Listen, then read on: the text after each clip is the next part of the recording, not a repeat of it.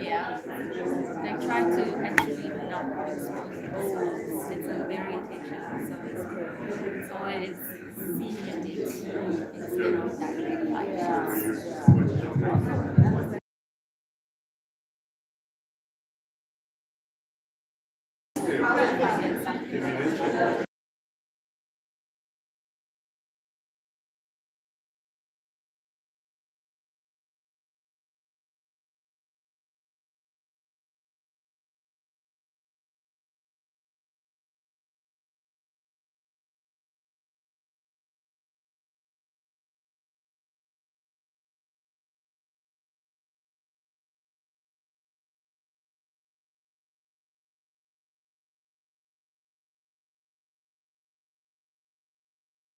The prophecies.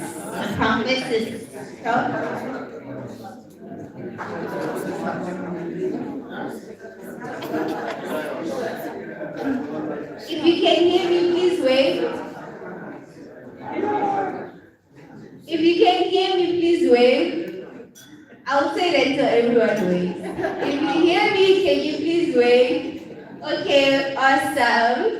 Like I was saying, I know the custard was very good, so let's have everyone's attention, please. So for this session, right, we'll be discussing how can we mobilize finance for the sector. We spoke about enabling the environment through the regulatory systems, whether from national and province, right? But you might have the best feasibility study, but if no one is going to finance it, you just have it on paper, right? It's just a concept. So without wasting any time, I'd like to just introduce the next facilitator for this session. So that's Professor Francois Murilli. Just fun fact about him while I was Googling during lunch. So, it's but ChatGPT, bro, I don't trust it, so I couldn't go there. I thought I was going to get away from ChatGPT. So, he is, I would say, a lecturer, right? For the Debt Contractor and Developer Academy, the developer course side of it, for the past 5 years, and they've trained like 64 developers. Then, with TAF, right, there's a program called Program for Property Entrepreneurship. They have 10 years in the field. And I'm sure over 600 property developers trained. 511. Guys, can we have a round of applause? Entrepreneurship in the sector.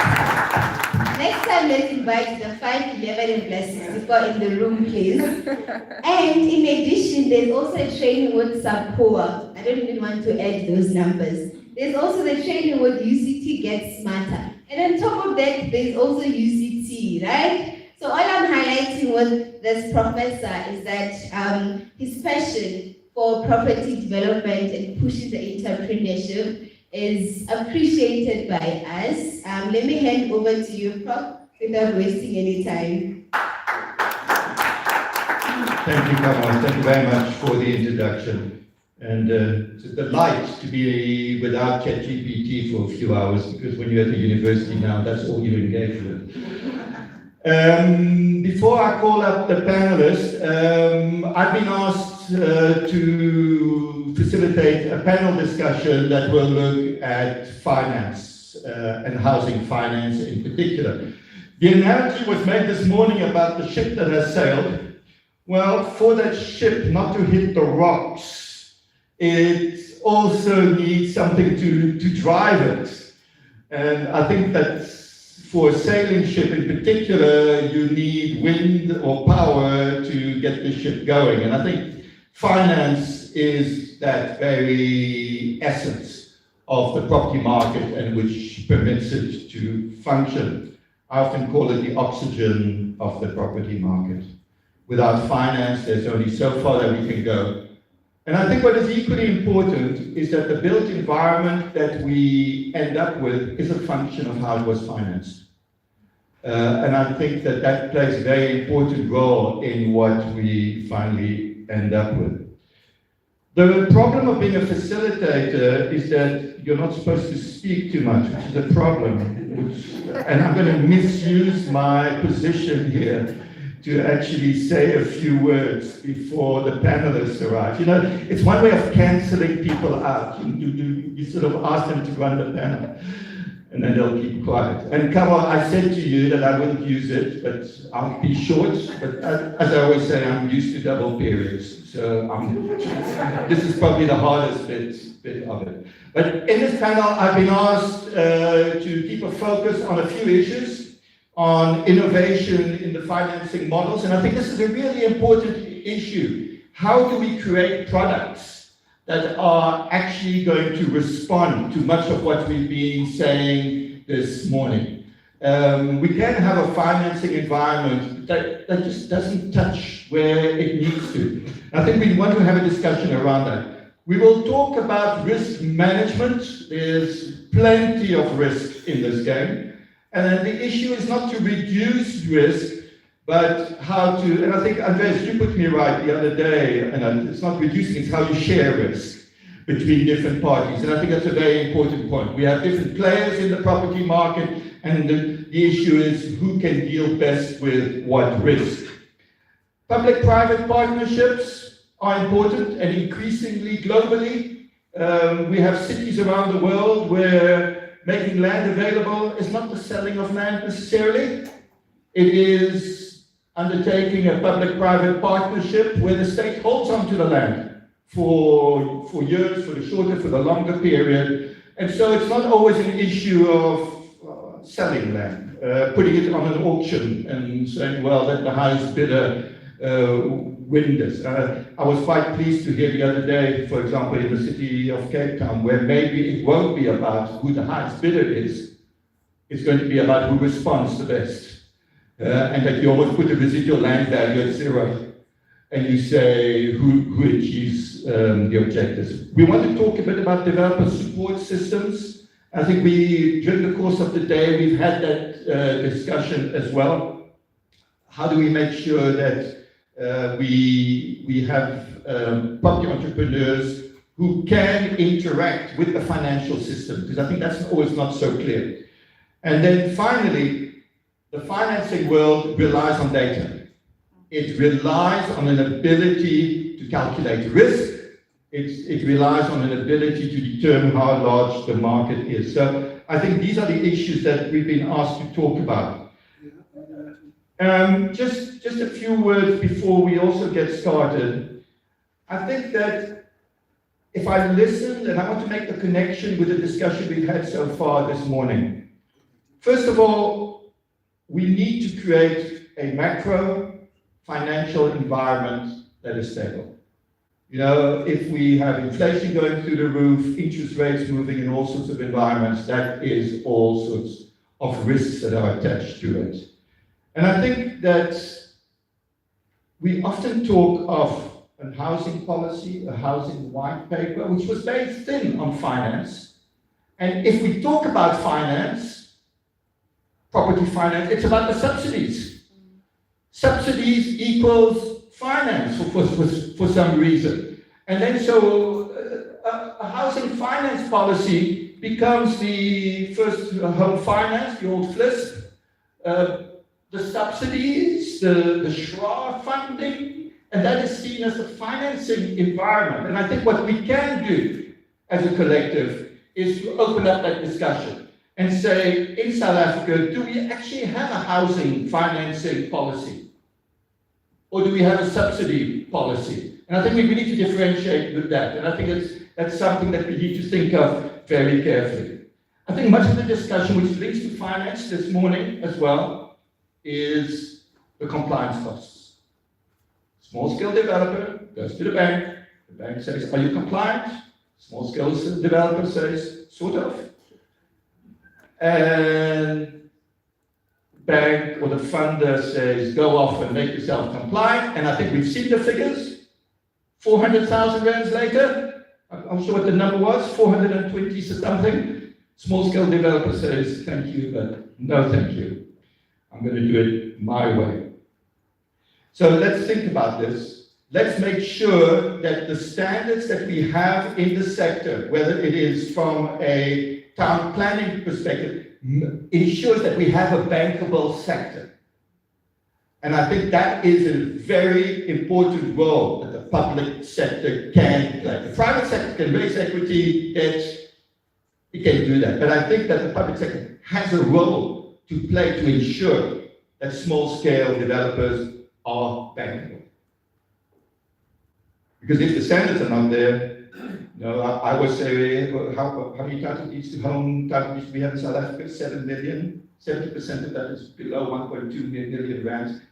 We're not talking about a segment of the property market here. We're talking about the South African property market. And we need to bear that. Before I take all my time, or the time of the panelists, we'll probably be wondering whether they'll ever arrive here. I just want to say one or two things. In South Africa, we have a very sophisticated financial system. I think the capital markets are deep. I think we can raise capital, and our big challenge is how do we shift the sophisticated banking system into new channels. Now, don't get me wrong, there's work that has been done. How is this being financed at the moment? Oh, we've got the 2-pot system in South Africa at the moment. Well, you take your 1 pot, at least you can keep your job. You just take half your pension, you go in your 1 pot and you fund it. We've done the survey, credit card, family, friends, sell the car, and the hardware store. And this leads me to a point. We've got to create appropriate intermediaries. And when you have certain banks funding cash build, and you can go to cash build and go and buy the items for your home, that is an intermediate and a very important one that is starting to build itself. And then we'll talk about the digitization. So, believe it or not, we do have a panel.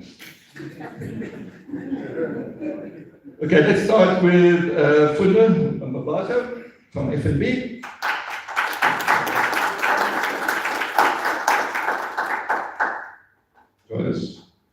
Vinashmi Pasha from NetBank. Lusanda Micheze from TAF. And we have Cobus Tretter from Indu. It is Indu Living, correct? Okay. Okay, so, and by the way, I think that this panel is an important one, and one that we actually haven't had in these discussions in the past. So it's a first time that we've got the banking sector here. Also, a big thank you to BASA for assisting us in making this actually happen. So let's start with the following.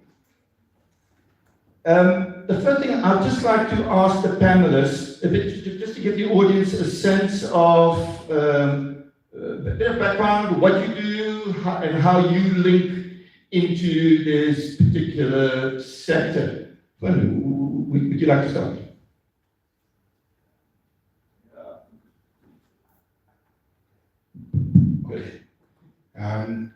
Good afternoon to everyone. Thanks, Professor, for eventually calling us to that. My name is Fundo Mabaso. I'm from First National Bank, the bank that's bigger than my colleagues to my right. Okay, by a margin. So I am responsible for what we call mass markets in the market here. We like terminology in the bank, we call it personal banking. That is customers earning 750,000 per annum and below. All right. That's of course all the small scale developers. And so naturally, the affordable housing portfolio sits in my world. And at the back there is Tenjiwe Pichadi, who takes care of a section in the market that is unbankable today, right? So we've called it Property Unlock. So she's our product manager for Property Unlock, and she works in the space that Abuti Mike is sorting out and trying to solve for customers that don't have a property, don't have a title, have an issue around it. So with UPRA's Seth, we talk, Turner Support Center, Free Market Foundation, some of the stuff that we're trying to solve. And why we did that was we wanted to make sure that a brand as big as ours, with the balance sheet that it has, can lean into this topic with some credibility and sort of innovate, so that there's some interesting things that Tej is looking at. And then we've got the affordable housing market, and in the affordable housing market is almost squarely where this topic of backyards sits for us. So from a customer point of view, how do we solve that from an end user, and then deliberating with our counterparts on the commercial property side to see how do we finance the would-be developer that would have been brought through the system by Uzama and the like. Yeah, very good. And I think we'll have a discussion around that, how you unlock what that product maybe looks like. Feel free to come in if you'd like to at some point. Sorry. Good afternoon, everyone. My name is Banashmi Pasha. I am Senior Legal Advisor at Nedbank Secure Lending. So I am here today in my capacity as the enabler. So the concepts and initiatives and projects that my institution would launch, we have to ground them from a legal perspective and compliance perspective. So that is what I do. I like to pride myself in being a legal strategist, meaning that even if something has been rolled out, we try our best to align with the law, but also create maximum efficiency, profitability, of course. So today I will be contributing on that front. Excellent. Isana, you've been years in this sector. Yes. When I was hearing about urban sector network, I wanted to hide because it reveals our age. But it's necessary, and I think Kura and I were speaking earlier that we were at VETS in 1995, and someone I won't name from Basa just literally went, what? She was like, literally shocked to hear that there were people messaging in 1995. Anyway, I'm Sandra Nechitenje. I'm CEO of TAF 21, but of course for today it's Umastani. So today I'm really talking about our Umastani product. It's a mortgage product that we provide to micro developers in townships. We also provide, training and mentorship with the TPPE program that we deliver together with UCT. We also have another product called Siaka Fund, which assists with the town planning processes. And I'm sure when we I think we need to talk about this. Today, we will talk about the constraints when it comes to what I call lockout of formal institutions in this market, because with or without our involvement, people are building.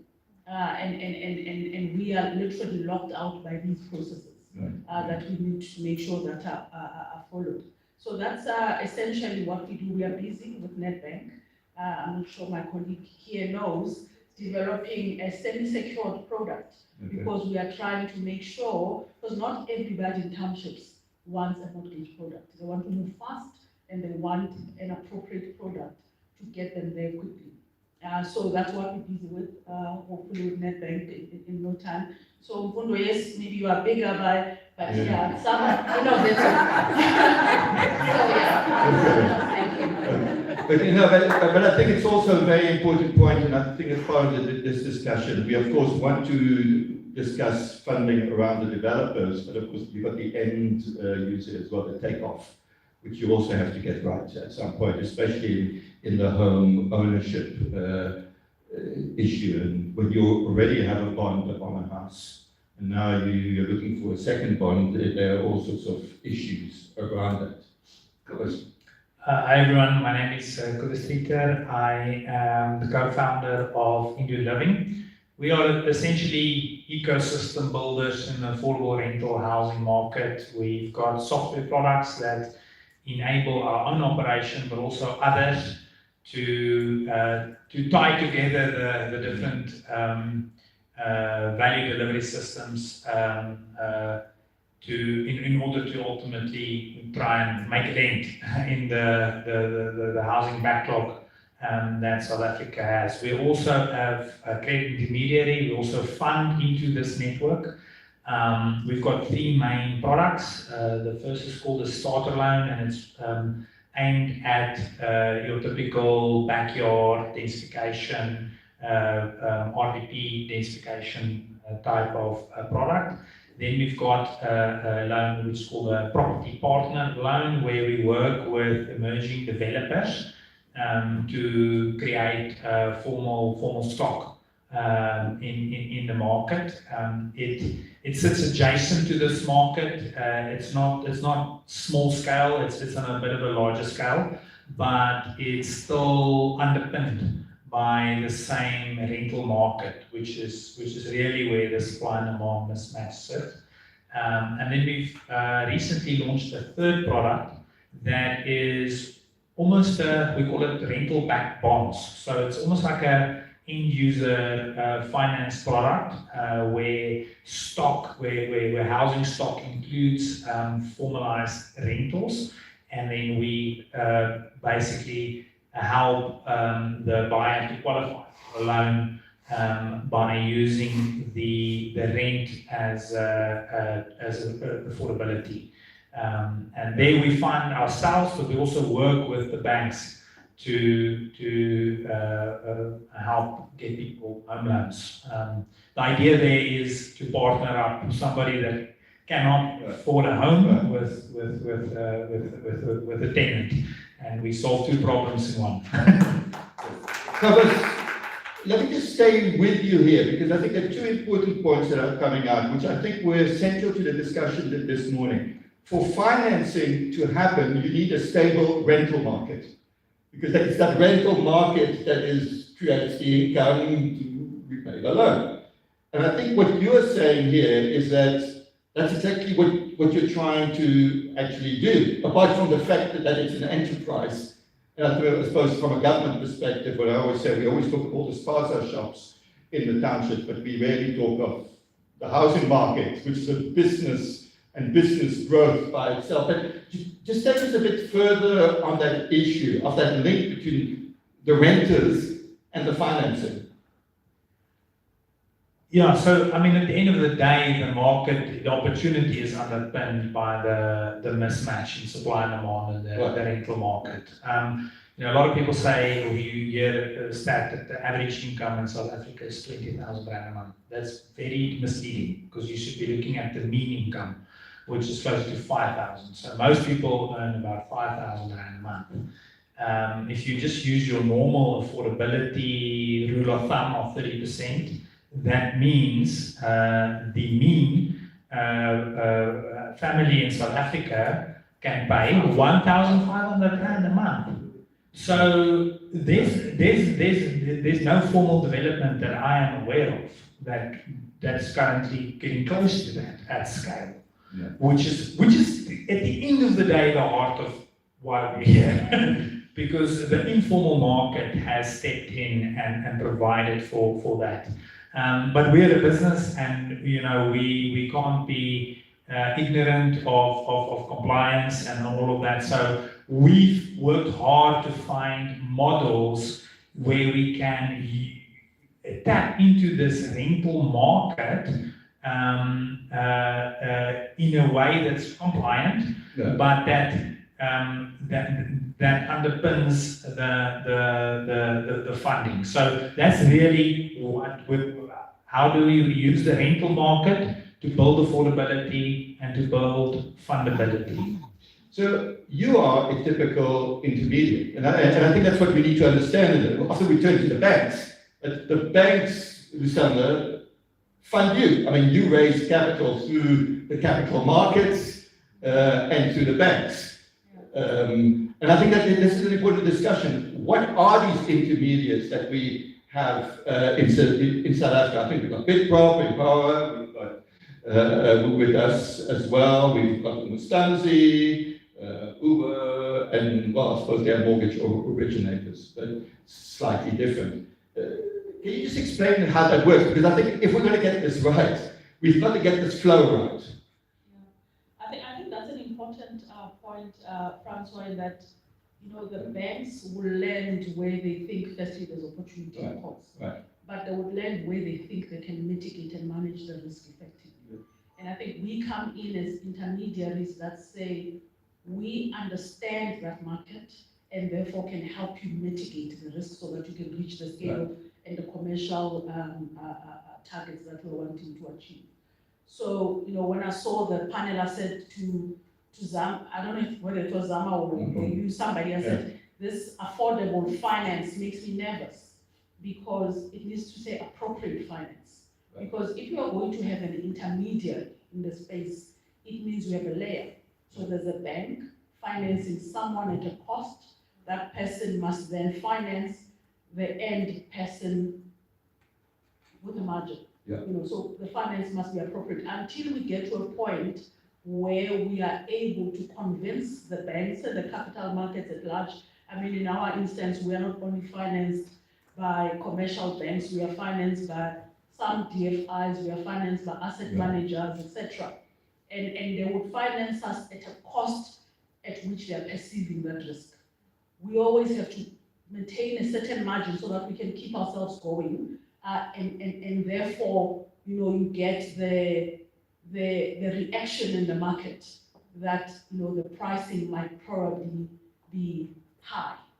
But I always say, just look at what you're comparing it to, because the counterfactual for a micro developer in a township environment, firstly, is that they might be building incrementally using cash over many years, so it's a lost opportunity, so there's an opportunity cost to that. So that price of taking long to build, you end up with what Professor Turok was showing earlier, you end up with a structure that has different looks because it's built over different periods with different styles, and most probably will end up being non-compliant and of poor quality. So that's the cost that you are comparing with. You are also competing with there's a lot of financing available for this sector in the form of personal loans and material loans from cash build and the likes. But that comes at least 28% or thereabouts. That's what you are competing with. And I always say to people, make sure that you understand the role of because the more you can get intermediaries like Umastandi into living, I don't know if no, Big Prop is still there, but there was Empower. I mean, you're funded. Yeah. So the more of us that we can attract into the space, obviously the more competitive the market will get, and the more the bank sees the performance. So again, the issue that was spoken to earlier around data, reliable data, available data is important, because then we can share that with the banks to show that the performance is resilient. I mean, just from our side only, we can confidently go to any of our funders. Nedbank did increase our facility recently because they saw the performance. In that, we can say occupancy is high. We're speaking anything at least on average 98%, if not 100% a time. When a client finishes construction, within a week of construction completion, the development is fully let. It shows, and I just want to say, it shows that absolutely critical importance that we undertake the research in this sector. Yeah. Because the more research we have, the more data, the more developers participate in this, the more risk mitigation we can actually play with. But more importantly, I think there's always the assumption that the affordable housing market, especially township markets, are risky because people won't pay. It's not true.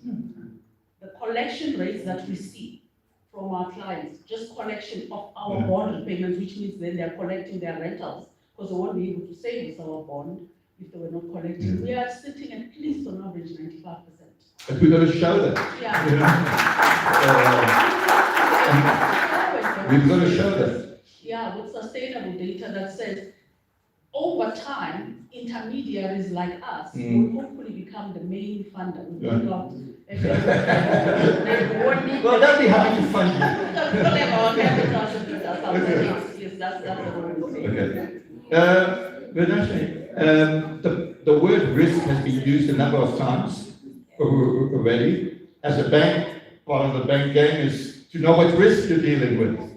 And I suppose you've got certain compliance requirements, which says what you can do, Basel III and others, which tell you what you can and can't do. Maybe just a few words, and then we'll get back to the discussion how we mitigate risk in the planning environment and others. But how do you see the sector from a risk perspective? From the bank's assessment of risk, we started more focusing on really, and it has been overstated at this event today, is actually compliance. Right. The municipal compliance, we are speaking about zoning compliance, and the bank has assessed this risk to not necessarily engage as much as they would like to, because it equals to the security not being intact. When you are on the ground and you are initiating the conversation from the onset, you might be able to, clear out all of the risks initially.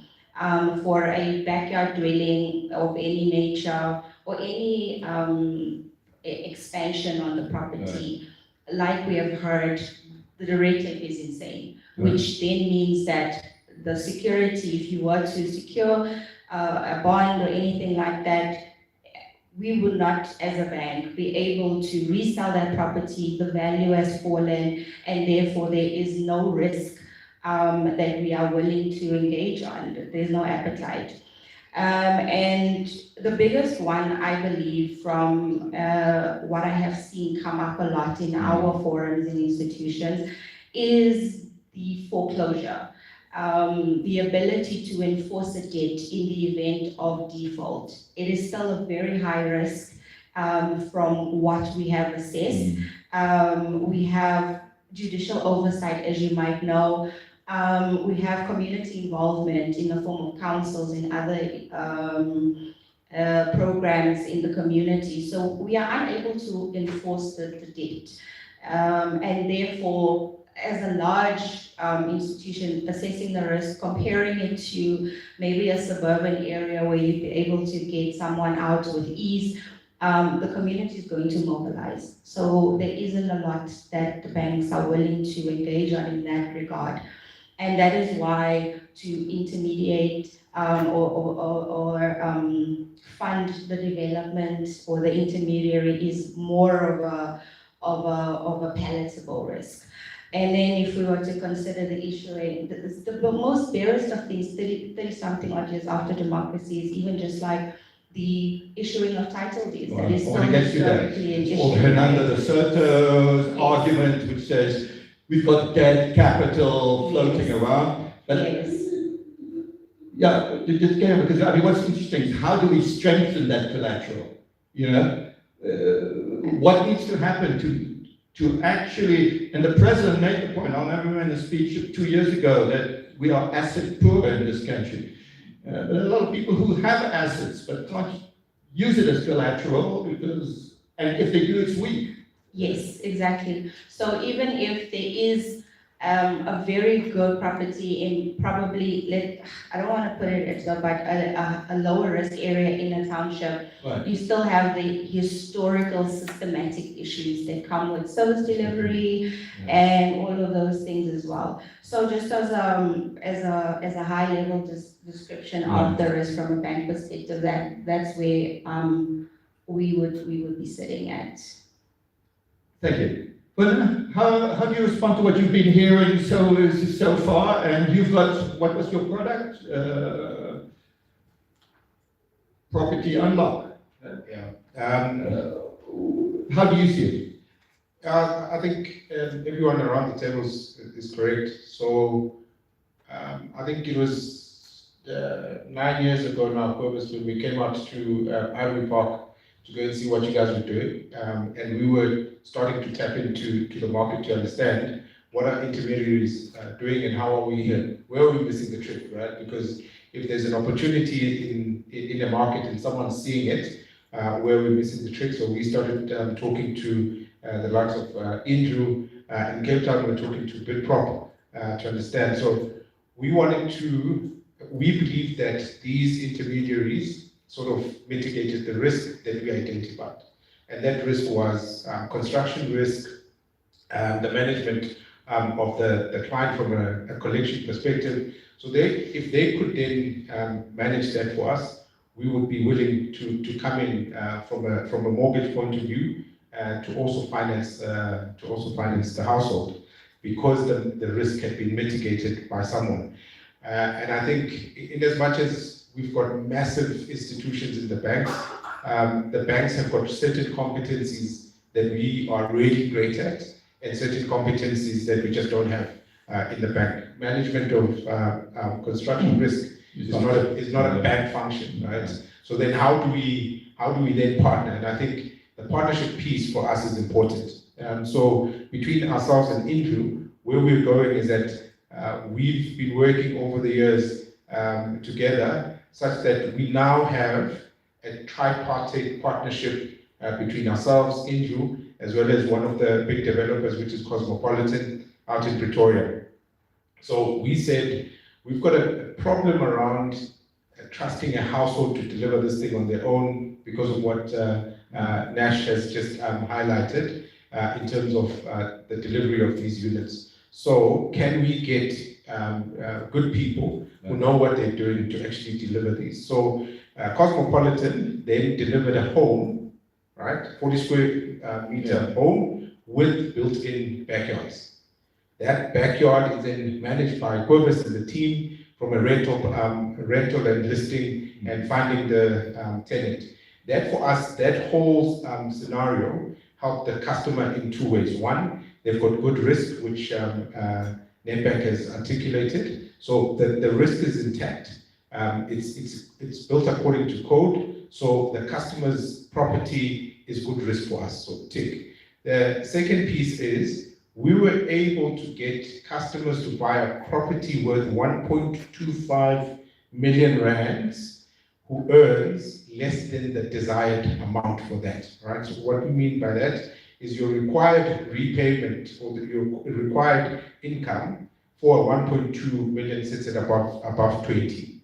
But because you're already coming in with a property that has backyard rental, with a rental agreement already in place, we took that as part of your income, so future rental then came in, and we were able to get people in who were earning at around 11,000 rands because we were relying on the rental income that was going to come on the back of that. So I think these are the innovations that we started to lean into to make sure that we can identify and know and understand where our limitations from a risk assessment point of view is. How do we then partner to mitigate that risk and then still be able to play in this market? And I think in the greatest scheme of things, communities benefit, because if you look at Ivory Park, it's an interesting story. You drive into Ivory Park, on the one side you've got a shanty town or informal settlement, and then on the right-hand side we've got formalized RDP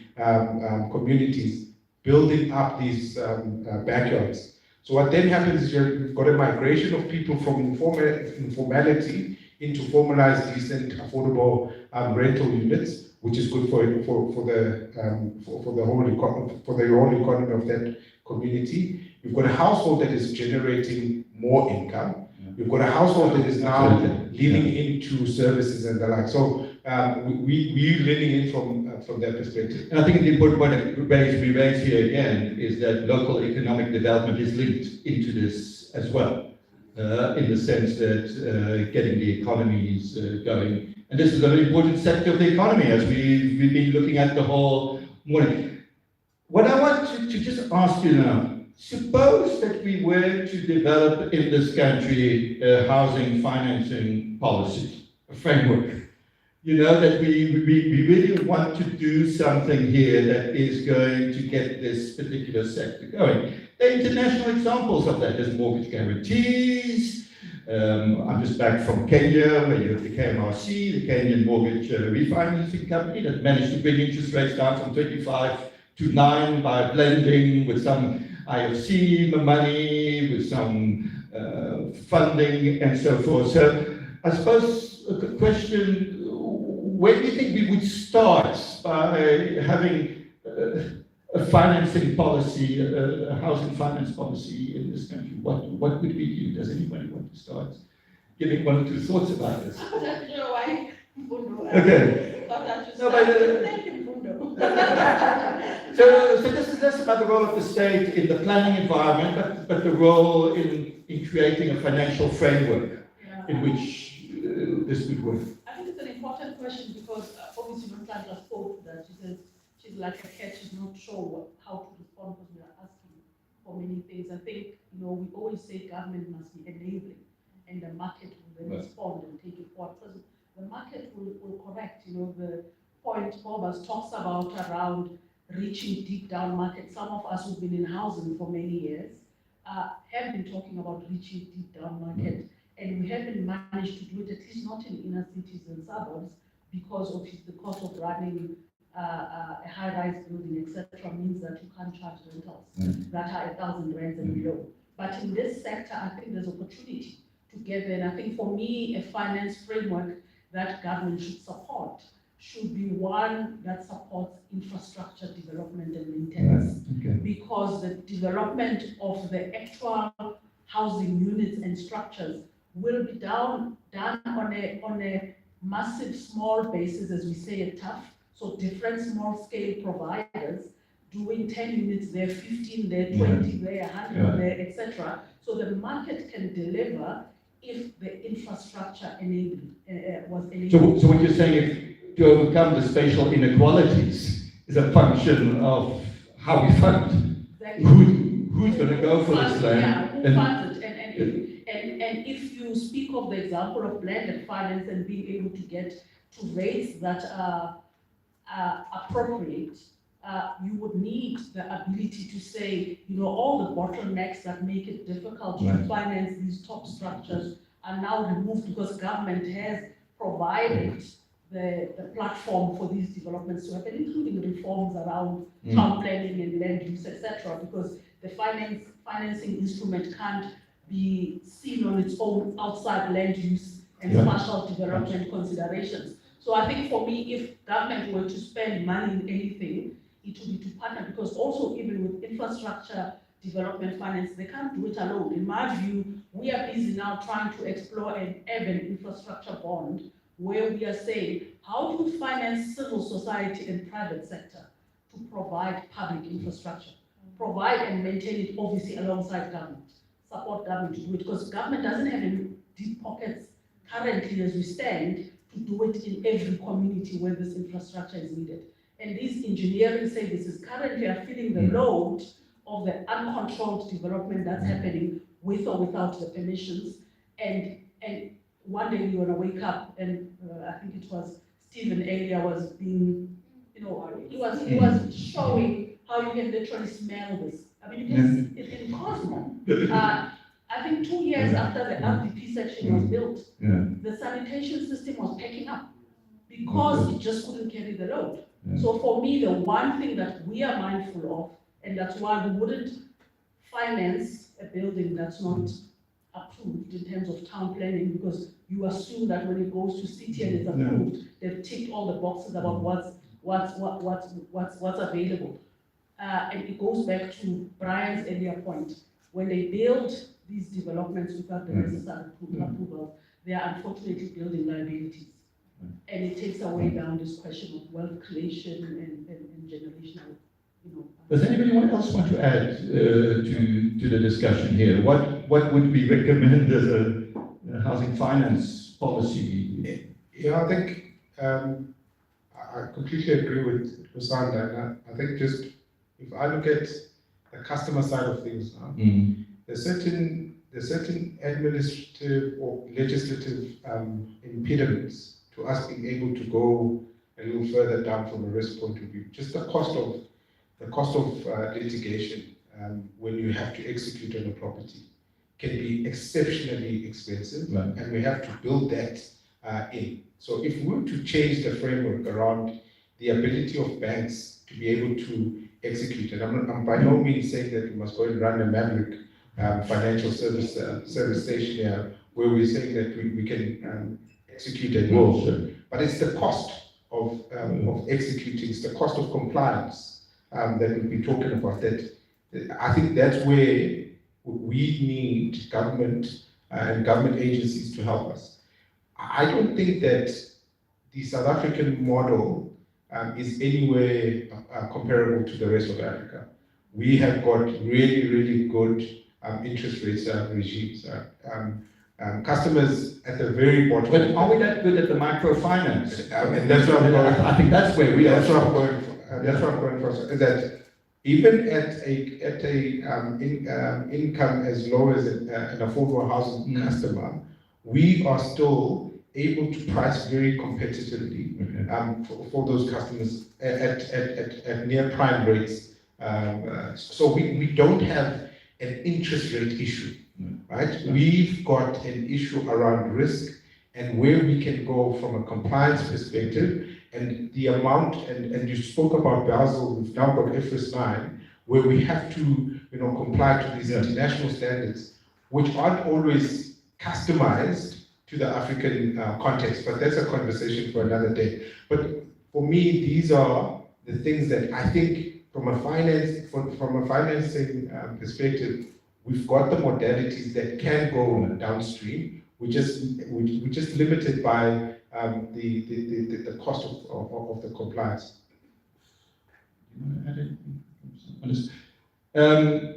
Okay, let's go to the following, and something that we discussed this morning, and I just want to put the finance view on this. Small-scale developer pays you a visit.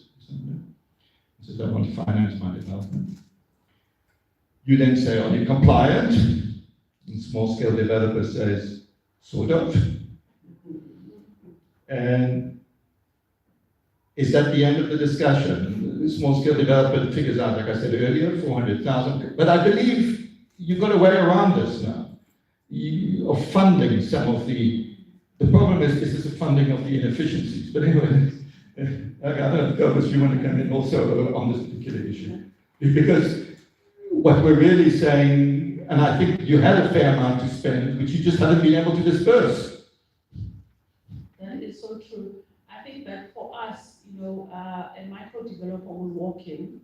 We won't say, are you compliant or do you have the compliance? Because most of the time we know they don't. So we don't ask the question. So we'll ask them, do you have the rights to build what you want to build? Meaning, what does your zoning currently allow you to do? So they'll say, I'm res 1 or whatever, but I want to do 15 units. Obviously, you are res 1, you can't do 15 units in most part of the country currently. So we then would say, okay, that's fine, you want to do 15 units, but you are res 1, it means you have to rezone. So we have SIACA fund for you, which can assist to get you started with the rezoning process and the town planning processes, etc. And we provide this before our main Umastandi facility is registered. We do this for two reasons. Obviously, to make sure they are compliant and we have building structures that can be insured, because that's another thing we're not talking about is insurance. Because if they are building a structure that's not compliant, the insurer is going to take the premiums every month. But the day they have to claim, the insurer is going to send an inspector. He's going to say, where are your plans? Yes, you are paying every month, you are up to date, but what you have built is not what is approved. Therefore, I'm not paying the claim. So that's also another dynamic. So it's the liability. Then they've built a liability, Brian said it. So for us, we'll assist them to get the rights in place to build what they are wanting to build. Normally, they are taken through a process that most times will shock most, so they still walk away, some of them, because even the rezoning will say, no, you still can't do 15, but now with Cape Town's reforms as an example, you can either do 8 units if you keep the original house on the yard, or if you put it down, you can do 12. But it's very difficult to get to 15, so some will walk away and still do the 15 anyway. But for those who understand the importance of having a compliant structure, we then go through SIACA and assist them to get those rights in place. And as I was saying, we do it for two reasons: to get them compliant, but also to give us an opportunity to finance. Because we can't finance a structure that's not compliant. We are a formal institution. I always say, I am sure any municipality will wait for the day where they can count 10 buildings financed by Umastandi and they make a big media announcement. It's a reputational risk. Is that almost the equity that they put in then, or not? No, it's a loan facility that they are able to access upfront to start those, because most of them they don't have the resources, because it's quite expensive. The DC costs needed, paying the interest. So you are funding the process. So we are funding the process. You're funding the transaction costs. Yeah, we're funding the transaction costs in advance, but obviously provided they are already signed into a long-term facility with Umastandi that we have pre-assessed. So it's Siaka can flow in first, but it's tied into the long-term Umastandi, otherwise the risk was. And I just wanted to mention that Siaka is funded by Nedbank, so they are in the sector, to us as an intermediary and Oppenheimer. And I think it's important theme is trying to come through. The banks are involved, but to the intermediate. The question is, how do we create those intermediate that understand the market, that can mitigate the risk? Because, as you were saying, it's not your business. Finance is your business, but building is not your. And the construction. Cobus, do you want to come in here at all on the issue of client comes, but how do you turn it from red to green? So we call it pipeline curing. We've got a facility that also funds the upfront costs. It's on a much higher risk to us because if it doesn't go through, that the loan doesn't go through, and we've deliberately restricted our finance to always be repaid from the tenants ultimately. So we're not engaged in trying to collect money from the developer. So it's the quality of the tenants that's... Yes, but that means we need to get to tenants. Right. So we've got a separate book that's got some concessional finance in that's helping to overcome this by funding the rezoning process and the plan approval process. So by the time it gets to our formal pipeline, that work is done. Okay, so that's one way of doing it. The other thing is having different models that work for different zonings as it is. Because there's something you can do on almost every type of zoning that involves tenants and even on the Res 1, like Mfundo said, the things we're doing together is on Res 1. But you have two tenants for every one owner, and that works. And in Cape Town now it's going to be res, and you can have 10.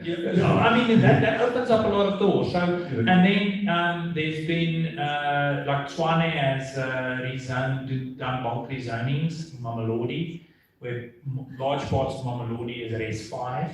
So we would, which is a really generous zoning. So we would then focus where the municipality is focusing. So that's another way. So I think we're less responsive to what the developer wants to do, and we have a lot of data. So we have systems and data. So and we built a system called InLoop Build that takes micro-location data, and it's a plugin for Revit, the architect's tools, that gives the architect guidance on what to build within the different constraints, including the bylaw constraints, but more importantly, the feasibility constraints, so that they can design a building that's appropriate for that zoning. So technology and concessional finance. I think that's the two things we use to overcome that barrier. Yeah, interesting. We've been talking a lot about debt funding, but there's the other side, which is the equity. So the bank says I want 20% equity in here. You put in the house or something, good security, 20%. I'm looking at this. There is funding for some of this. I mean, if you think of GPF, we're thinking of others, but sure. But I mean, that's a slightly different. That's a social housing environment. Is there anything in this environment that we can do to see if we can get the equity in? I don't know if you want to, I haven't got the I mean, after the argument is, well, the bank says 20%, but I don't know, could you insure the 20% and bring it down to 0, or do you need that sweat equity to make it work? So sometimes it's a philosophical argument, but ultimately, if you don't have skin in the game, when the going gets tough, you're out. And the bank is left with a project that's half done, very difficult to offload. Right? And I think this is the debate that I have with a lot of developers around where do you think we're going to get the 20, right? But there are institutions that are keen to finance or to support either developmental, with the developmental at a price point and at a price. And then there are equity players that are going to price the risk appropriately, because they also recognize that you have nothing in it, right? And there's a cost or there's a risk, and there has to be a pricing for that risk. So particularly on the developer side, we like equity. We appreciate equity. But what we've done with our CBF folks is that, so we understand the sheer size of the affordable housing market. Yeah. We understand that the economic dynamics are very different. There's in order of magnitude from a demand side versus supply. So what they've done is that for any developer that is doing anything in the affordable housing market, they've lowered the equity commitment, and they don't require pre-sales because they understand that the economics just work when you're solving for affordable housing and affordable housing development. So you'll find that they will go down to 10% from an equity point of view if you're doing anything in the affordable housing market. But in the affordable housing market, and I made this comment obviously intentionally out of context, you have to develop at scale every time to make the price point come down. So there is that delivery risk that you always have to maintain. But maybe just to have a pointed response, we like folks that come and think. No, I'm sure you do. But this leads to the interesting point, and then you can talk about it, is how low can we go? Kobus, you seem to suggest that you can go quite low, certainly on the rental, indirectly by having the tenants at 1,000. Is that what you're saying? You see, I suppose we've got a housing ladder that starts at the very lowest level. Somebody who's doing incremental housing, you need a bit of microfinance, doesn't quite know when the income is going to come in, and then it moves the whole way up. But the question is, how low do you go?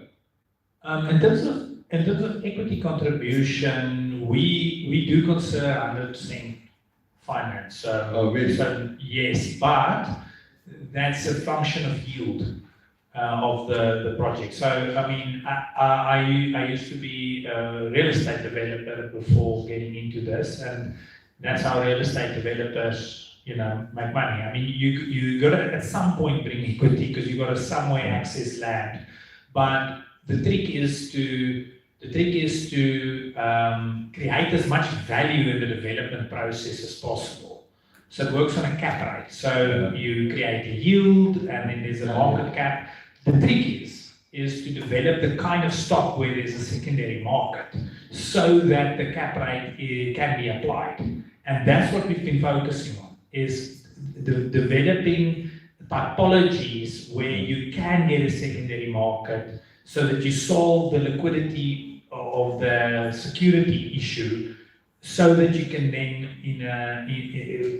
create that equity in the deal. So we also like equity. Everybody likes equity, but we've realized that we have to somehow get past that, because we're excluding a lot of people with talent, with the hustle, with the... A lot of them can access land through some sort of partnership. So we also, if they bring land, we try and maximize the value of the land they bring as equity in the development. I think that's probably the most accessible form of equity that exists in the market. Look, I don't want to make into the discussion here, but of course we're focusing on small-scale rental, and of course there's been a discussion, why not sectional title? Why not ownership? People want to get out. And there's a strong focus on the rental. I haven't quite ever got quite an answer why sectional title could not work, but that leads to a completely different game. Lusanda, you're going to go, and then I think we'll close the discussion, and we're going to, I see the 5 minutes here, and we're going to open the floor. Lusanda, go for it. I just wanted to say quickly on the equity issue, it is a big constraint in this market because people don't always have it. We ourselves finance at up to 80%, which means they bring in 20%. But Fundo is right that there must be skin in the game, and you can recognize that skin in the game in different ways, either the land they're already bringing in, whether or not you can recognize that in the feasibility, etc. But in our instance, we have what we call the Intutuko Equity Fund, which assists with that equity requirement. It doesn't get you up to 100% financing, but it can get you close to 98%, 98%, depending again on how good the deal is, how well you thought, how you are controlling the construction costs, and therefore what rental you are able to achieve to be able to obviously make this development feasible. So Intutuko is available to the concessionary play. It's similar to Siaka. Siaka is interest-free. Intutuko is a prime-less. So to enable more people to enter the sector. So that those are instruments that we have. You're happy with it. Okay, I suppose there's a question which has always been sitting in the back of my mind, is there a risk that the small-scale developer will be taken out of the market by bigger players who will fund bigger projects, and that there is a risk? You feel that there is a risk there? That the small-scale developer is funding with finance, your bigger clients arrive and say, I can bid for this municipal land a lot easier with the funding that I've got, and it outs some of the smaller players. Yeah, look, I think that chance is always there, Francois, but I think the problem is so big. Look, like, I don't know, what's the official backlog at a national level now?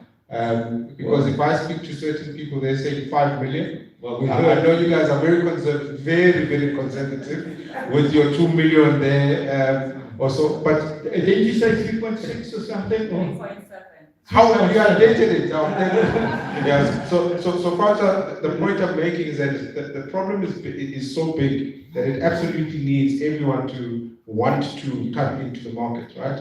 Because you could end up with a Nairobi 10-story going down the main roads. Yeah. So I do think that small scale developers have got a place to play, and big developers have absolutely got a place to play. And I think the more people crowd into this market, the quicker and the better we can actually, and the better product we can put into the market, because then it also creates sort of optionality for customers in this market where today there isn't. Well, and they can grow. Absolutely. And I think that's what you want. We could have a long discussion around this, the sustainability bonds and green bonds, and how we could finance this cheaper, blended finance, but we'll leave that maybe for another day, unless you really want to discuss it. So I think let's open up to all of you. If you have any questions, let's take them. How are we going to do this? Is there a roving microphone, or do you want to use my microphone? Okay, wait. Now I've got to focus.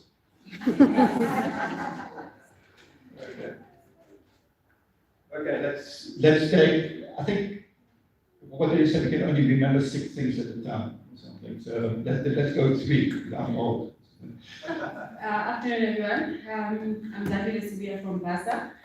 Thanks, Prof. Thanks, panelists. And I'm not biased because, you know, I'm from BASA, but I did enjoy the discussion. I think and I'll speak from an industry perspective. So you see, the small-scale rental sector is relatively new, right? And we understand the challenges here. But I think to the point, I think that was raised by Planact, and this is, I even raised this with Lusanda earlier. The research is very important. We need to understand the performance of that market. You understand how banks view risk. If we have data like that, that will help a lot. So I think from a BASA point of view, can we look into that? So we would support something like that. But also key is infrastructure. It will unlock the property market, be it small-scale rental, be it, you know, big developments, be it all sorts of developments. That is very key, and we're very intentional about, you know, that sector or improving that sector by way of, you know, working with municipalities and the likes. But that is quite important. So in the discussions, I think that should be one of the key recommendations and clear detailed plan going forward on that. Thank you. On both the research and on infrastructure funding, which I suppose the banking sector you're involved with. Yes, yes. I've been involved in a project where 500 megawatt substation would have opened up, I don't know how many hundred units. Just the power station, the substation was missing again. Okay, thank you very much. We'll take the next question. I think that was more a suggestion. Yes. Thanks so much to all the panelists. Just two questions. One is related to outcome-based financing. I'm curious if Nedbank and FNB have any thoughts on the opportunities for, say, performance-based contracting, that sort of financing groups for small-scale rental, and are you seeing those kinds of examples either in South Africa or elsewhere? And the second question is related to South Africa's market when it comes to blended finance access compared to some of the other countries on the continent, and Kenya has been mentioned a few times, and it's doing really well. It's pretty much spearheading the role of blended finance when it comes to affordable housing. And I wonder why it's not working in South Africa. Are there specific challenges that are unique to our institutional structure, regulatory landscape, or something else? That's especially when we consider the capital market, which is fairly deep. So those two questions, outcome-based financing and comparison to some of the other countries that are doing a lot better than South Africa. Okay, shall we take a third one, and then we'll at least have two questions. Afternoon, thank you, Prof. My name is Sipho Malachi. I'm from City of Johannesburg Development Planning. My question is directed to Master Stanley. They have indicated that they do fund rezoning processes. I wanted to check to what extent they fund, because rezoning application is a very extensive process. You need a professional town planner. In the process, there may be a need of an engineer. We need to submit a traffic impact study, outline scheme report, and other studies of built environment. So I wanted to check today, go to that extent in terms of funding, and then also it may happen that, for instance, if someone is rezoning a property into 15 units, as they were saying, the city may require bulk engineering contribution to be paid before the actual construction of the site. They also fund that. Then another question was related to the brother who raised an issue that he has already constructed on the site and there's an issue of illegal activity given on the site. So I wanted to check whether Stanley, they also fund those instances. For example, if someone has already built 15 units, but they've already went to the city to consult whether this can be formalized, and the city indicated that it can be formalized, do they fund that process with that confirmation from the city that they will support the 15 units? Okay. Okay, so let's start with the outcome-based financing and maybe the Kenyan example. Does anybody want to respond? I know it's not necessarily Kenya, but I suppose the point was made is the structure, our financial structure, has that put us into a particular system that we are finding difficult to get out of, or that's... Yeah, so, first, I'm by no means a credit professional, but today in South Africa, we derive our financing models on the performance of cohorts. On the performance of cohorts, and we try and retrospectively look and try and assess what the risk is. So it is more of an input directed sort of modality, and I think that is across most of our financial institutions. Where we, I think, are starting to shift now is this ESG and focus around what are the impacts to society that we're going to get out of the projects that we could be financing. So I think there is a slight shift. Some of our banks are very, very established and very old. So I think we'll see some of that coming out from the new entrants and then challenging how we view risk. But I think today, it has served us well, I can say that. How we've done risk assessment has served us well, but I think there is this shift around can we do more for society, can we do more? And then as a result of that, can we lean into better or different risk assessments? We are looking at alternative data, and I speak very specifically for FNB in this regard, just around making sure that we understand different pockets of risk, because we could be blind to them because we've always looked at risk in a particular way. Then I guess blended finance, and funny enough, we just came back from the African Union for Housing Finance, and this was the focal point.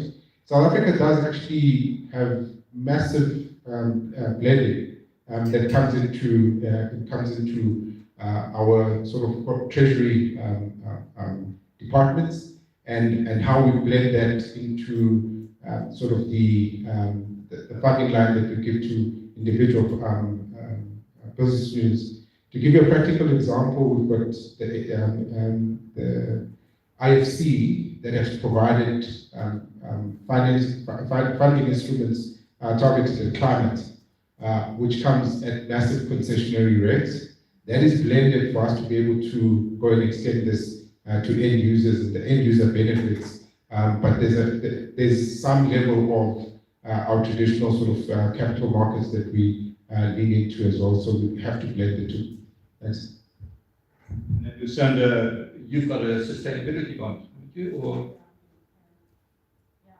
We do, but I won't get into the detail of that. But yes, we do manage to achieve blending as necessary. But the question that was directed to me is whether or not we would fund the whole cost of that rezoning process. So the professionals from town planner, architect, engineer, the cost of the city, the stamps and whatever that they pay for there, the DC costs where those are applicable. We finance that whole process, including for the ones who want to ratify an existing structure where the city has said yes, it can be ratified because it's not on a boundary line, etc. So we can do that, but we only do so or cover all those costs for projects that will be feasible. That's why I said it's tied to the main Umastandi loan, the Siaka fund, in that we have to make sure from day one that whatever cost the project incurs, either in town planning processes, in construction process, in buying the land itself, etc., the underlying rental income that will be achieved at the end will be sufficient to carry its own costs. So we don't want a micro developer on an operational basis every month to subsidize the cost of running this thing. So the short answer is yes. Are we in a straitjacket here in South Africa? Are we being innovative in this particular field enough? Or do we have limitations of what we can do? Could we do better? We can certainly do better.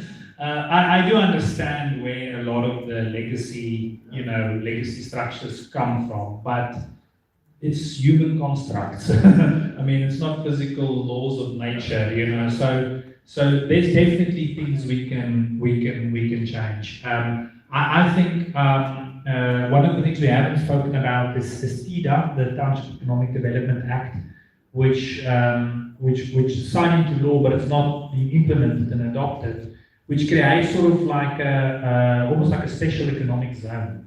So I feel like things like that is almost easy things. Like you have to, you know, before you roll out the initiative over the whole market, you know, now you're scared of all the unintended consequences, so we move too slow. Like, let's draw a border around somewhere and experiment, you know, and you contain that experiment, you know, things like that. I feel like there's a lot we can do by creating a sort of like a safe sandbox where we can experiment and then generate data and then, you know, be empirical about the process.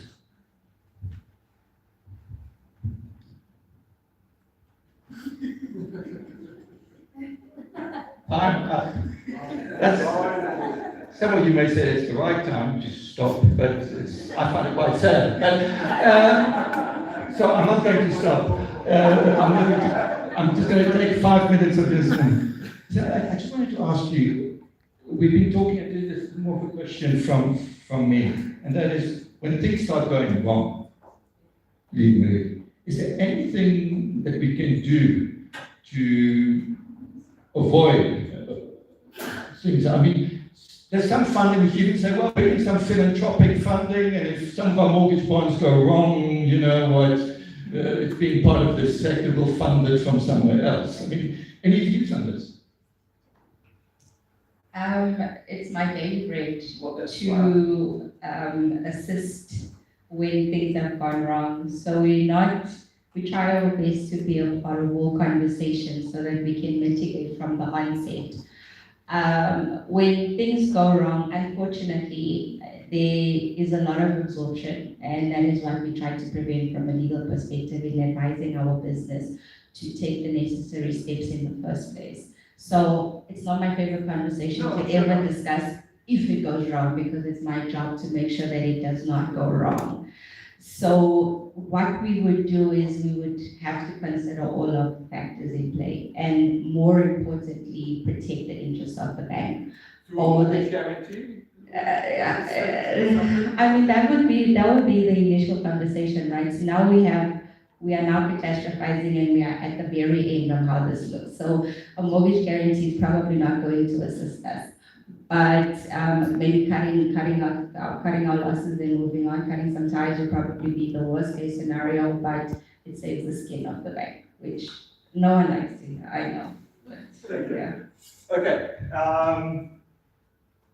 Must I stop, or can we still take a few more questions? Okay, let's take a few more questions. Thank you, Kamal. So let's finish those hands. Those that way up. Yes. Okay. So 1, 2,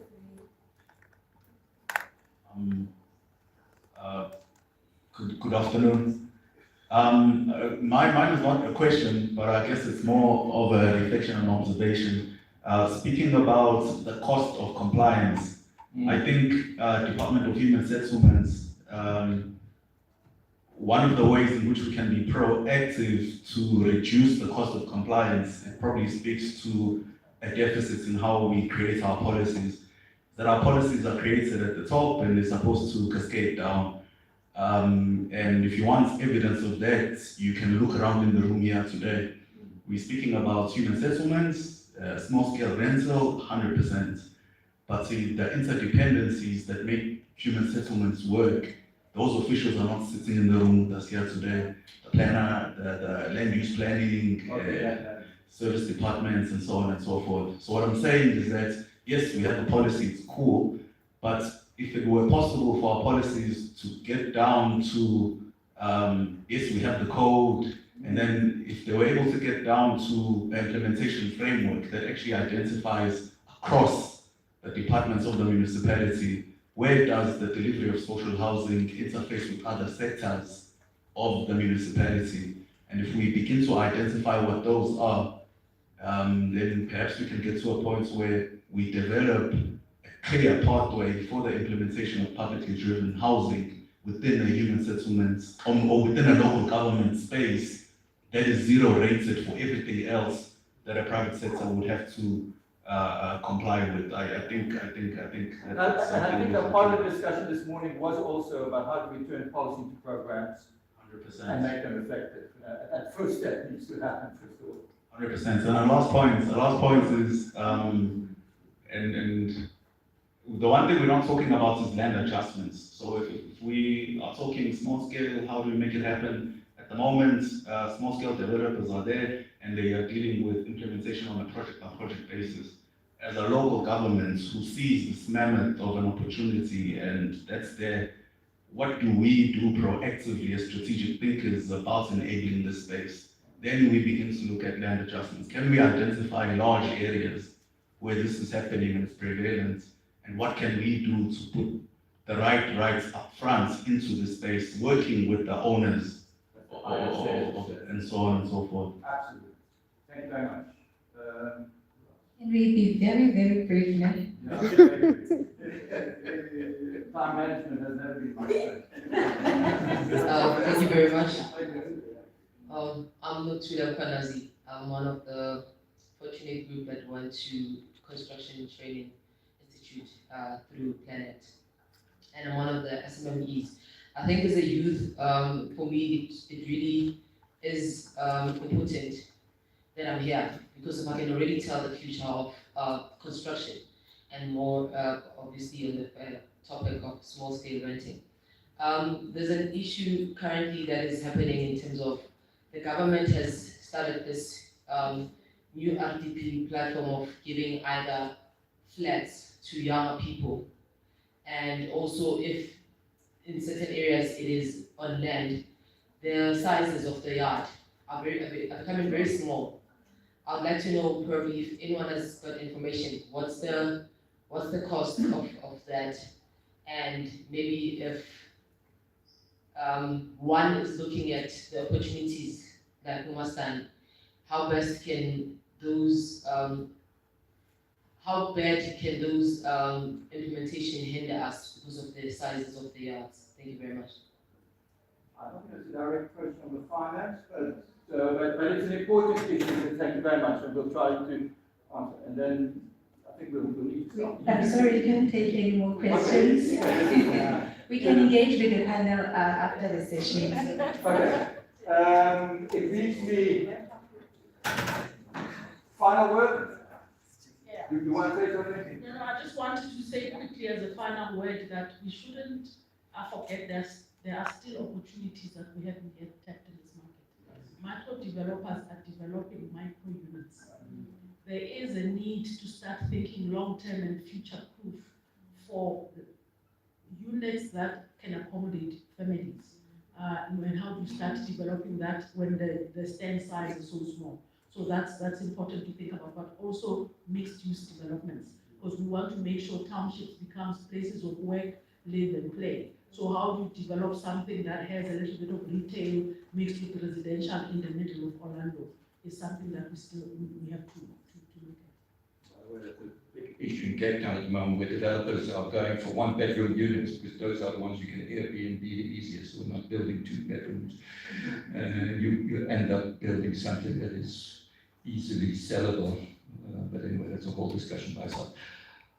I'd like to thank the panelists, unless anybody wants to say anything. Fine. Thank you very much. Funders, thank you very much for your time.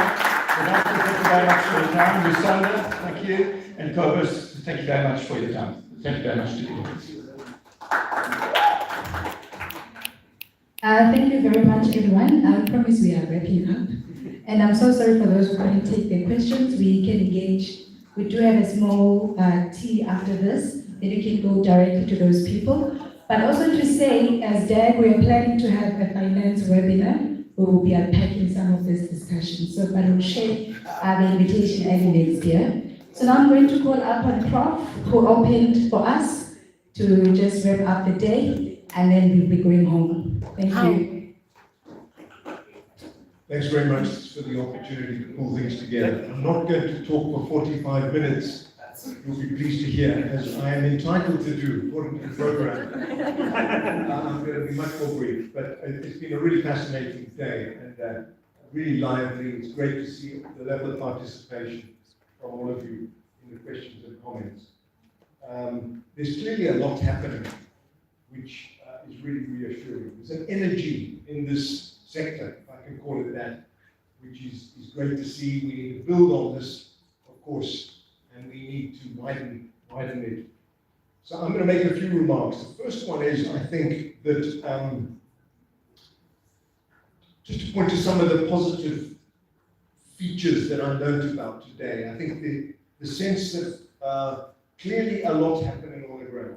There's a lot of development happening, right? Whether we talk about that as the boat has left the harbour, or the train has left the station, or the bus has left the depot, things are happening out there, which is happening on a large scale. And I'm not sure that message is really adequately absorbed by the powers that be, and I'll come back to that. But then within particular metros, we've heard that there are things happening. Ekurhuleni, it's great to hear that Ekurhuleni has now started the process of addressing its regulatory bottlenecks. That Joburg is trying to go beyond the bylaw reforms that were initially introduced to do some other things as well. That the National Department of Human Settlements is rewriting the housing code. These are big opportunities for us to shape and influence what is very important for the future, that we must grab these opportunities. But most of all, I think the exciting things of what's happening was through the actions of intermediaries. And this is, we've learned clearly in the last session about in the finance sector, but it applies across the board, the real importance of connecting government to the grassroots through all kinds of intermediaries who can facilitate and catalyze this sector. They have a vital role to play in all kinds of ways, and they're getting on and doing things, so that's very reassuring. The banks too, it's great to hear the banks are innovating and beginning to embrace some of this activity. So the message is that we want more experimentation, we want more innovation, we want scale as well from this activity. There are lots of things happening, but we need to build on this to ensure that it is ultimately going to fulfill the potential that small-scale rental offers for the country. The other message, the second message we've heard, is that actually government is rather slow. That all of this activity is happening, and government's response is kind of, we've got our procedures and we've got our formal processes that have to be followed. And I'm a bit frustrated, and I'm sure we all are a bit frustrated by the struggle of government to act with greater urgency. And I think this is, for me, one of the messages of that is that civil society has a big role to play in calling out government when it is slow to respond, in challenging sectors and spheres of government where they're not following through things quickly enough. Civil society, and all of us actually comprise civil society, need to stress the importance of more urgency and more sense of action from government.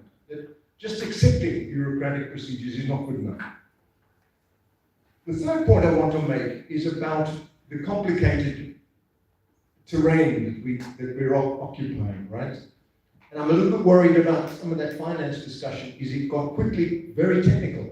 And I'm sure many of us were struggling to grasp and understand some of these key principles that are emerging, right? We've got to try and avoid that. If we're going to talk to each other and ensure that we're on the same page, clearly we need specialization, but we also need to be able to communicate in a simple way. And that, I'm going back to what I said this morning about communication. We need more clarity about what lies at the heart of this. And we need to be able to convey the messages of what's required in simple ways. Because we've also learned today that our political parties are not part of this conversation. Right? Our political parties are in some ways part of the problem. I mean, I had a private conversation with somebody from the National Department who told me that they struggle to get the word backyard housing into the white paper. and it's not there, right? It's deliberate. They've had to find other language to persuade the political powers that this is important. So we need to find a way of articulating what this is all about in a very clear and compelling way, a vision for this sector that is it's fundamentally about affordable housing, we know that, but it's also other things too. That economic logic, the economic arguments, I think need to be surfaced very clearly, given the catastrophic state of our economy. Right? We've got to surface these arguments, not just for opportunistic reasons, but because this is genuinely a way of delivering inclusive growth. This is a grassroots phenomenon that is empowering people in all kinds of ways, and we need to articulate that very, very clearly, because it's very compelling in my view. And then it's also about a place agenda. So I was very interested in just the very last point Lusanda mentioned, that we're creating more viable and livable places. Many of our townships we've inherited are dysfunctional, and some of them are increasingly problematic. So we've also got to develop that agenda beyond housing to the wider amenities and the wider public realm, the management of public spaces that is going to enhance the value of these assets. Those assets are also dependent not just on what happens on the property, but on what happens in the neighborhood, right? So we've got to think beyond the housing arguments at the heart of this, to assets broadly, assets, neighborhood assets, assets in a not a purely commercial sense, but assets in a broader perspective. The next clear thing I think we need is the better evidence base, and it's been reassuring to hear everybody saying, this is not at the expense of action and getting on with it, but we need to document what's happening. We need to understand the viability problem, the risks that the finance sector faces. We need to document and understand these things more clearly and more effectively to persuade again the powers that be that this is, what's at the heart of the challenges here. We need to have evidence about the cost of compliance, about the risks that the finance institutions face. We need to have good evidence to persuade the powers of the financial institutions and government to take this seriously. Okay? That's another message I think that's really important. To capture the performance, to hear these inspiring stories of high levels of repayment, high levels of occupancy. This indicates success. These are really good measures of success, and we can capture that and tell those stories because it's going to reinforce the vision and persuade the powers that be that this is really important and significant. And then finally, okay, we need a shortlist for action.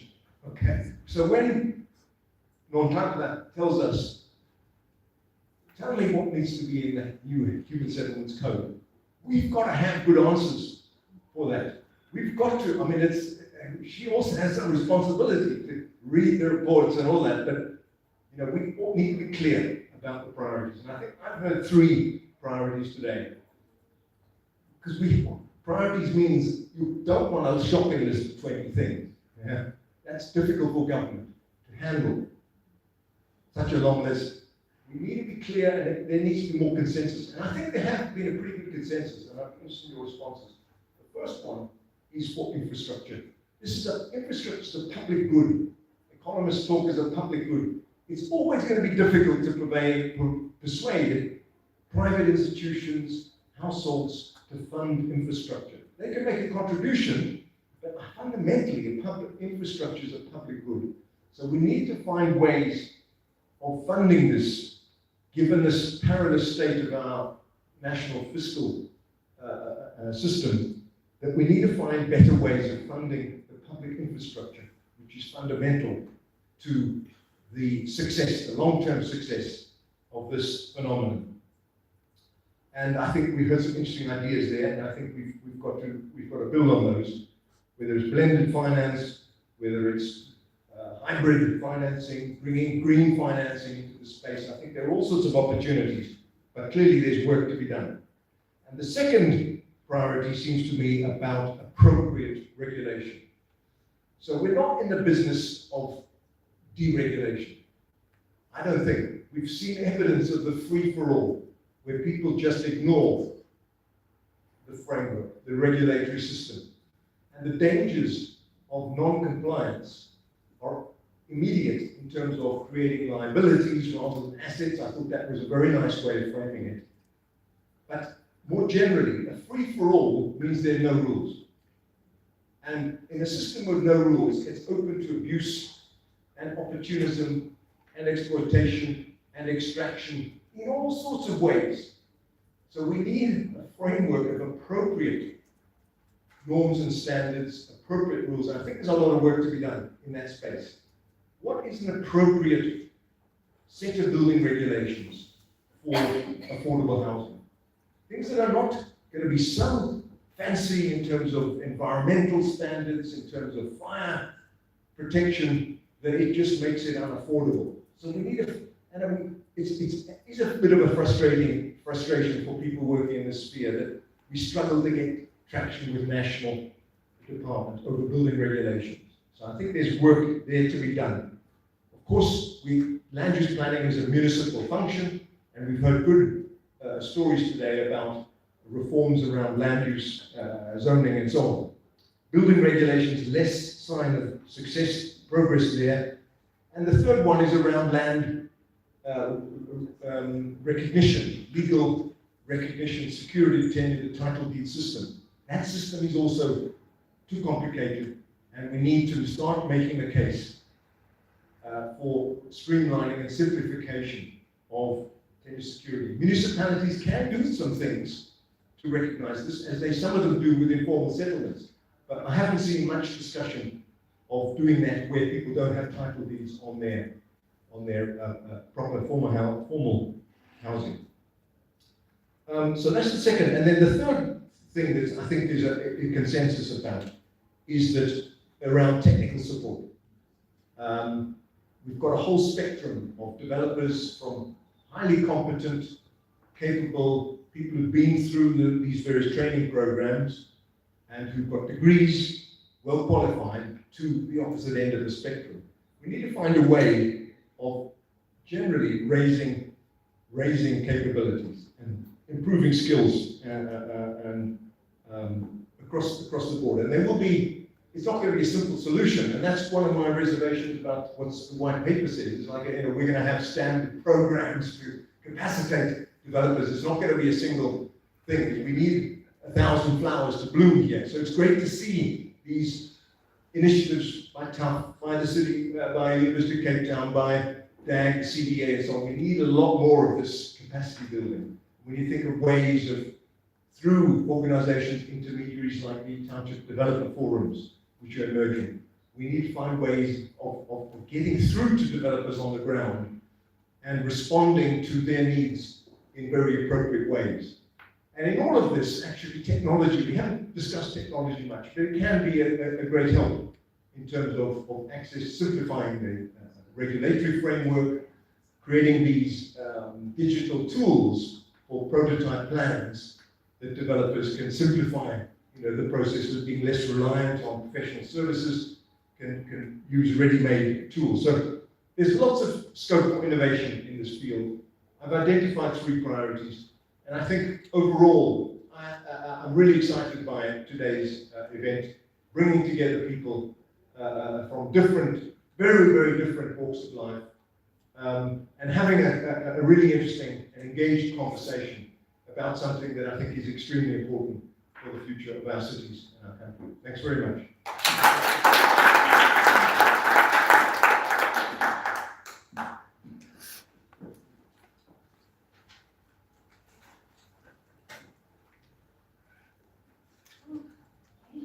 Thank you very much, Prof. That was mouthful.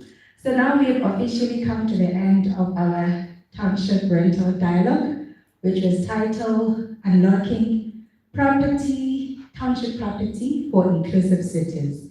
So we already have some priorities that we've identified, and I hope the conversation the dialogue is not going to end in this room. We're going to continue and actually do, because remember Dr. Mulin was saying, and we talk a lot, but we do less. Can we do more? Next time we have a dialogue, maybe we'll be looking at some projects that we can demonstrate, some ways, So thank you very much for your time, and we apologize for going all the time. We're supposed to have finished everything by 4 o'clock, but that also shows how you are invested and engaged into the process of unlocking the township property. So we do not take that for granted. Can you give yourselves a round of applause? Can I just borrow 2 minutes of your time? We just want to give a special recognition to the people that were part of this dialogue. Preparation work was done, sending them emails, non-stop, I'm sure, yeah. But we thank you so much. So I'm going to start with Prof. Can you come back on stage again? It's just a small, it's not a brown envelope, you're not paying them. So don't call Magana Commission next year. Just thank you for your time. And also, you literally spent 2 days with us. Yesterday, we were together in the Cape Town sector coordination, and then you're spending another day with us. So we really appreciate your commitment. Thank you so much, Prof. And then I'm also going to call up Pete. Unfortunately, had to fly back to Cape Town for another commitment. So he's not here, but thanks, Pete, wherever you're watching from. And then I'm going to call Professor Andres Shiva to come and join us. Also, another 2 days with us. Actually, tomorrow as well, you're going to be with us as we are going to have the Construction Expo at Matt's building. So you can also just pop in and engage. There will be developers, there will be contractors. So thank you very much, Prof, for another 3 days, 3 out of 5. From academics, that's huge. So thank you very much. And then I'm going to call, where is he? The property guru, where is he? Oh, I don't see you, Prof, sorry, you were sitting that side. So thank you very much, Prof, again. We also spent 2 days with you yesterday and today. And I'm looking forward to your retirement because we will have more of you in these platforms. And next year we are convening a webinar. Prof will also be part of that, asking those difficult questions. So please do join us. So please come, Prof. Thank you so much.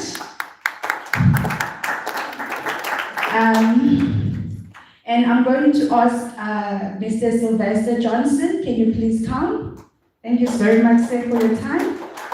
Seth also had to leave, unfortunately, for another commitment. And Dr. Sarah, can you please come? Thank you. Mr. Ngwaju? Yes. Thank you very much for always challenging us as well, asking those difficult questions. Also, Dr. Stephen also had to leave, unfortunately, after the first panel. But we did convey our thanks, but thanks again.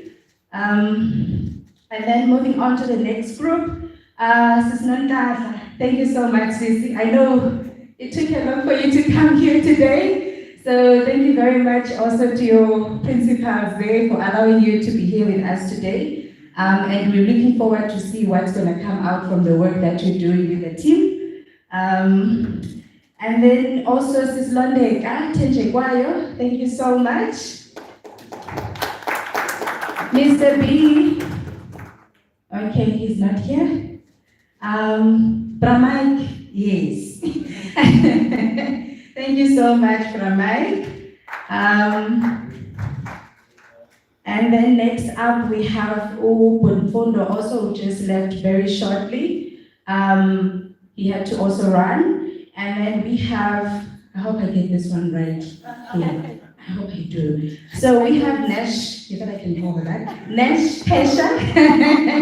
Let me play it safe.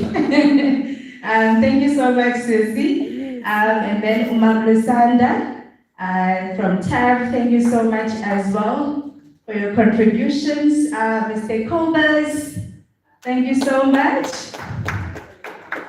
Yeah, so did I call everyone? Did I forget anyone? That's everyone on my list. Okay, yeah. And thank you to you all, yes.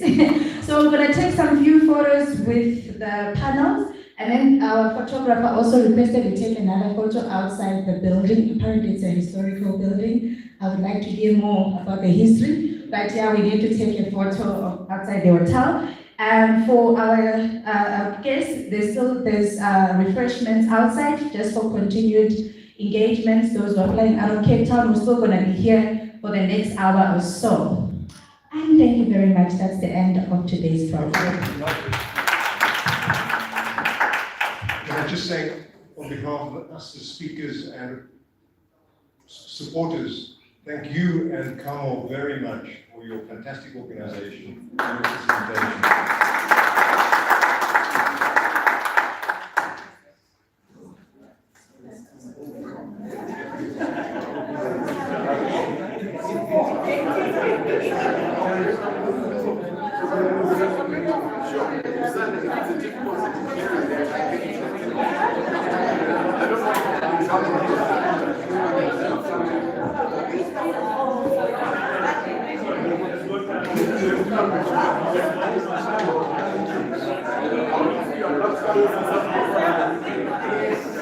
I have your attention, just 30 seconds.